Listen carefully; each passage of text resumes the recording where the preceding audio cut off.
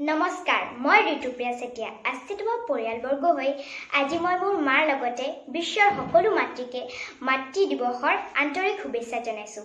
যদিও জন্ম দিয়া মাৰ প্ৰতি থকা মৰম ভালপোৱাখিনি দেখুৱাবলৈ কোনো নিৰ্দিষ্ট দিন বাৰৰ প্ৰয়োজন নাই, তথাপিতো যিহেতু আমি এটা সুযোগ পাইছোঁ উদযাপন কৰিবলৈ, সেয়েহে তাৰ সদ্ব্যৱহাৰ কৰিব লাগে।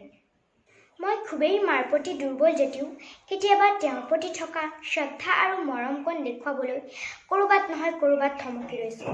কাৰণ আমি ভাবিয়ে নওঁ যে মই তোমাক ভাল পাওঁৱেই, কিয় দেখুৱাব লাগে। তেনেধৰণৰ এটা মনোভাৱ হয়তো আমাৰ প্ৰতিজনৰে আছে। সঁচাকৈ মই মাক বহুত ভাল পাওঁ, কাৰণ তেওঁ মই যি বিচাৰোঁ তাকেই দিয়ে। কেতিয়াবা বেছি আমনি কৰিলে খং নকৰা নহয় বাৰু, পিছে আমাৰ ভালৰ কাৰণেহে খং কৰে।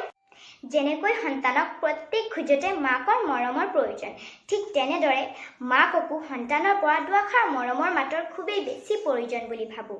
সেইবাবে যদি আমাৰ কথাৰে বা কামেৰে মাৰ প্ৰতি থকা আমাৰ ভালপোৱাখিনি দেখুৱাব পাৰোঁ, হয়তো তেওঁক আমি সুখেৰে উপচাই দিয়া হ'ব আৰু কৰাটো উচিত, কাৰণ তেতিয়াহে তেওঁৰ জীয়াই থকা হেঁপাহ আৰু দুগুণ বাঢ়িব। শেষত মই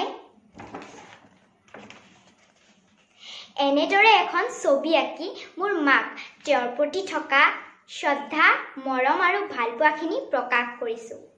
মা, মই তোমাক বহুত বেছি ভাল পাওঁ। মোৰ মাৰ লগতে সকলো মাতৃৰ দীৰ্ঘ আয়ুস কামনা কৰিছোঁ। শুভ মাতৃ দিৱস। ধন্যবাদ। ওম সাই ৰাম।